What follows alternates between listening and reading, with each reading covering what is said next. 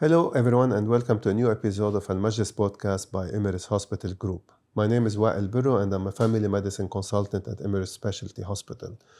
Today, we're going to talk digestive health, but in particular, digestive health in Ramadan. And who's better than doing so than my colleague, Dr. Nigel? Dr. Nigel. Thank you, Dr. Wael. Assalamu alaikum.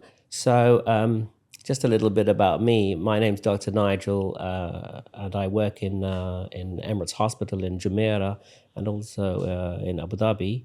And I've been in the UAE for about 15 years, having come trained in London, Cambridge University, Boston University, and Toronto University. So I've been dealing with gastroenterology and Ramadan issues for many years here in the UAE. So I'm delighted to come and have a chat with you, Wael. It's a pleasure to have you, actually, and we're going to push you as much as possible to try to get as much information as I can in 10 minutes. Are you ready? Yeah. Perfect. Very good. So, digestive system, digestive issues, and Ramadan and fasting. What can you tell us, please, about them? I think the first thing to say really is that, we're living in a new society here where, we often eat on demand because of stress, etc. And we eat outside and we eat a lot of processed food. But if we go back thousands of years, humans used to have prolonged times of fasting. And so they perhaps used to eat once or twice or maybe only once a day. So now we come to Ramadan and fasting, we see it as a slightly unusual thing, but in a way, it's a little thing. It's a thing that we've done already for many thousands of years before. So I think the main thing for Ramadan is that basically it's about two things. It's about how you eat and what you eat. And I think those are some of the things that we need to talk about today. Fair enough. Let's start then with how you eat and how would the fasting affect my digestive system, for example? So fasting in the body, obviously the body is used to one kind of fasting on a daily basis when people sleep. People typically are supposed to sleep for at least 7.5 hours a day, and when you wake up in the morning, you're in a fasting state. With the fasting during Ramadan, that fasting is a bit of a prolonged period. So the body then glucose levels may shut down, and then because you're not able to drink any water, you may become volume depleted or dehydrated. So one of the really important things to do before you start such a prolonged fast is to, take some calories in, or nutrient-rich calories, as well as making sure that you have enough water in your body before you start the fast.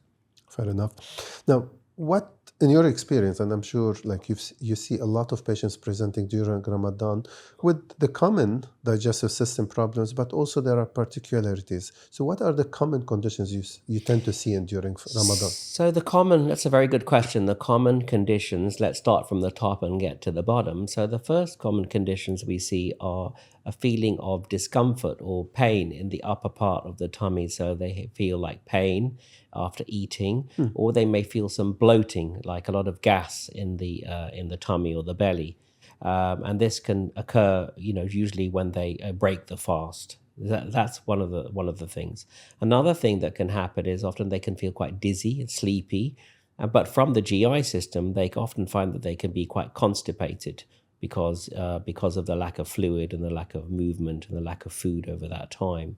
So I guess there are like these 3 or 4 kind of symptoms.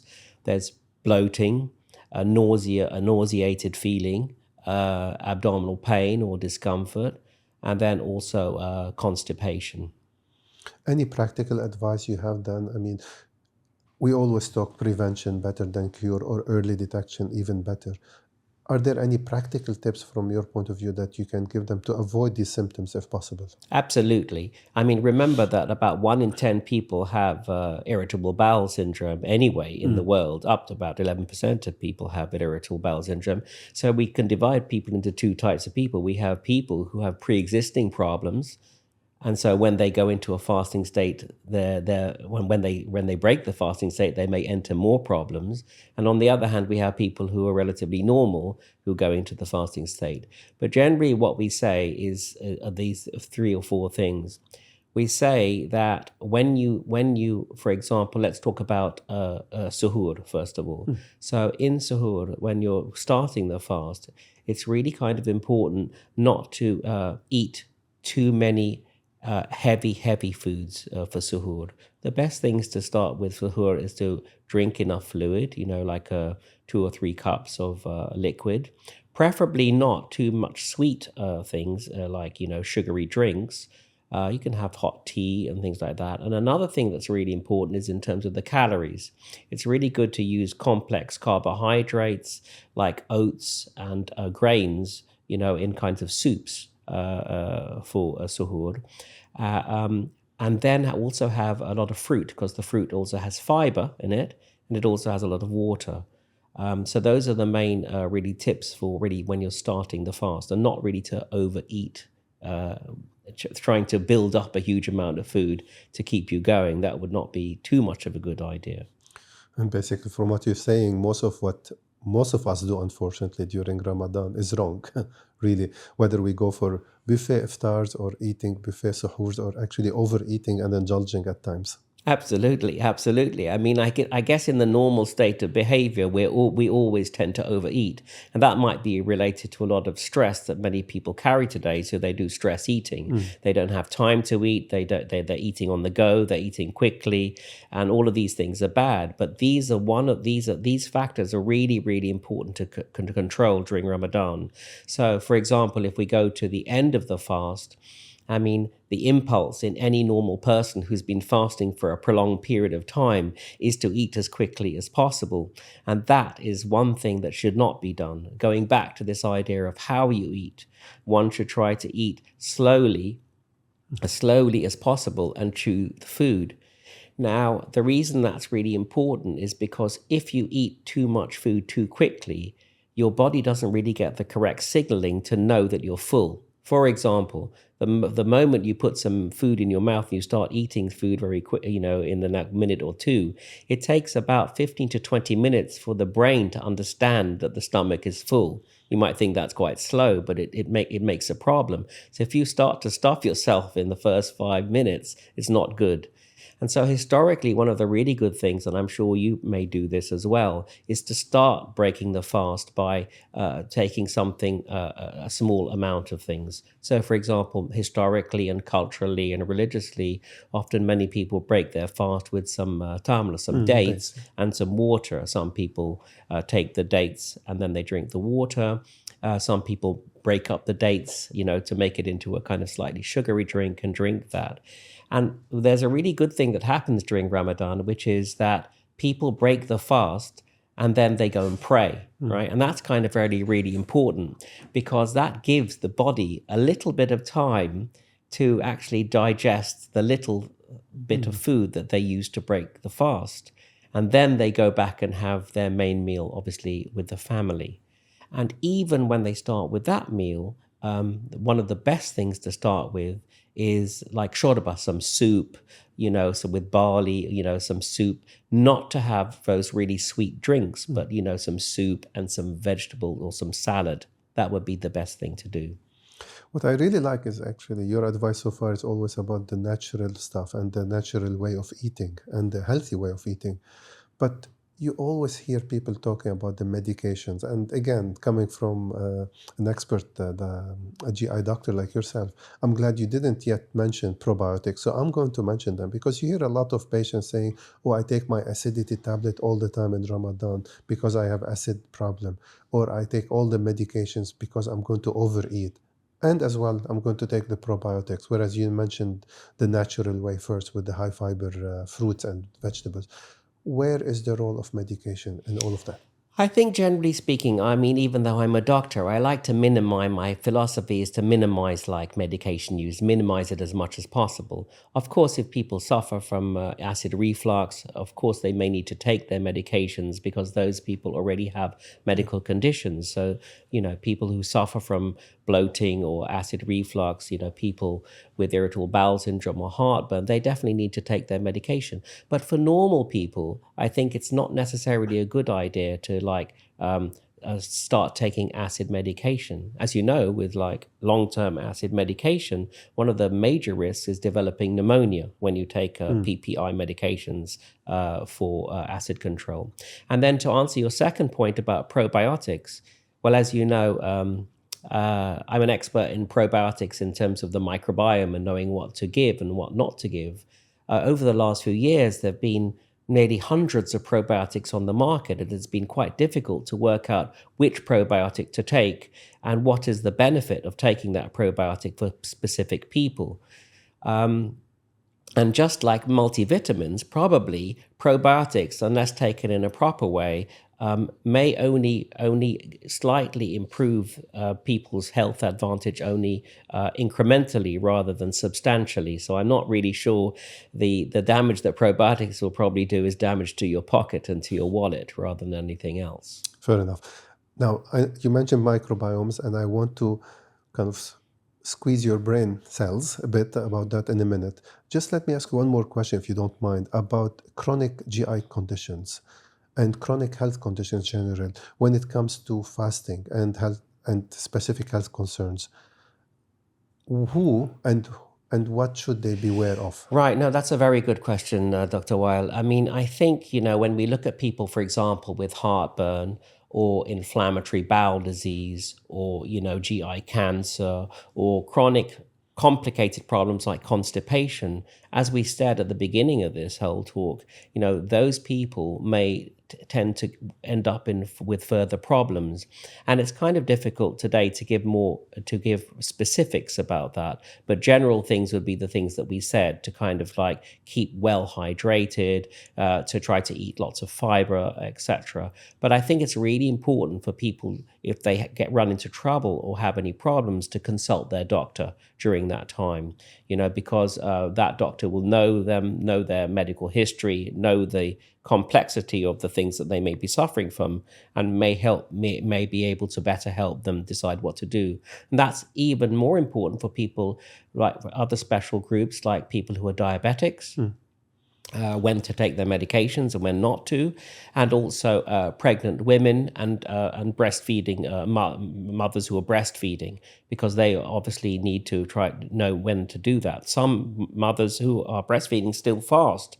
But remember, from a religious point of view, you can be excused from fasting and make up the time afterwards if a particular health problem precludes you from kind of fasting during the holy month. Of course, and I think what you're saying, what I'm going to second these thoughts is just talk to your doctor, because you might think you cannot fast, but you can fast, and there's a way around it. And the other way around, that it might be a bit too dangerous for you to fast based on your medical needs and condition. And I think the best way is to reach that agreement between yourself and your doctor. Absolutely. And I think that really one of the most important things about Ramadan is it's a very spiritual time. And Allah subhanahu wa ta'ala, he really does understand, that, when you've made the intention, the niyat to fast, even if you're not able to complete the fast, the niyat, the intention to do that, and your supplication, to Allah subhanahu wa ta'ala, is perhaps one of the most important things in the fasting process. And I think that's acknowledged by him.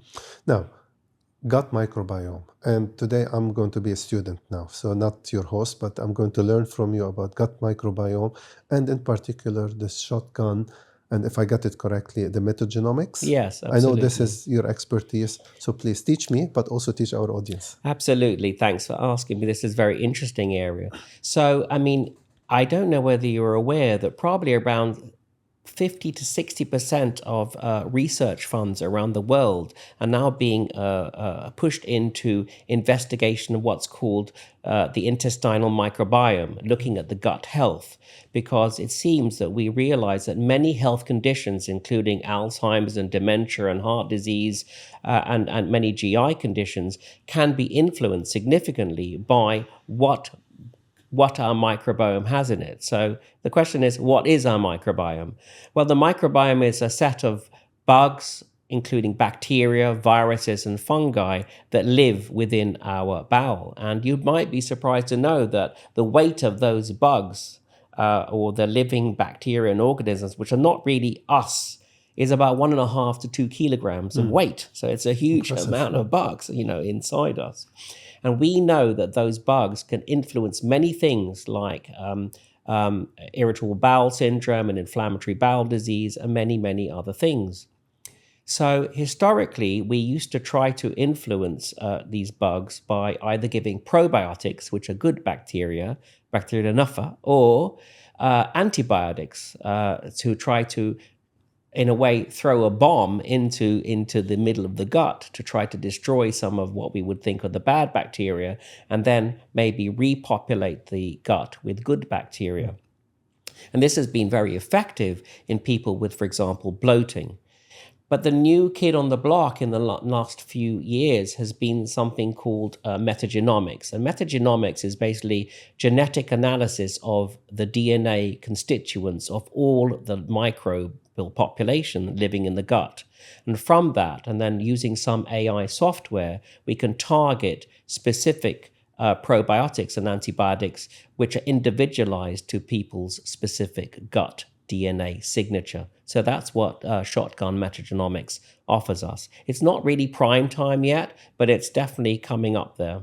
And definitely fascinating. I am personally very intrigued and awaiting to see what's going to happen, because like I said, seems to be the center or the brain of the body rather than the actual brain, maybe. Absolutely, absolutely. Dr. Nigel, really a pleasure, but unfortunately we have to kind of wrap it up. And any last minute message you want to give our audience today? Absolutely. Thank you, Dr. Wael. I think there are the three top messages I would give you is, number one, listen to your body during Ramadan. Really listen, and your body will tell you in a way what to do and what to eat and what not to eat. Number two, keep adequately hydrated, drink lots of fluids and not too many sugary fluids, because you don't really want those sugar highs and lows and then going up and down in terms of the body sugar levels. And number three is, when you eat, try to eat slowly and chew your food and take your time. It's good to have a break, chat with your friends and your family, but don't wolf food down really quickly in the first 5 minutes. Thank you very much, and Ramadan Kareem to everyone. Stay healthy. This brings an end to today's episode about Ramadan and digestive health system. Please stay tuned for another episode of Majlis podcast by Emirates Hospital Group soon. Thank you. And thank you, Dr. Nigel. Thank you, Dr. Wael.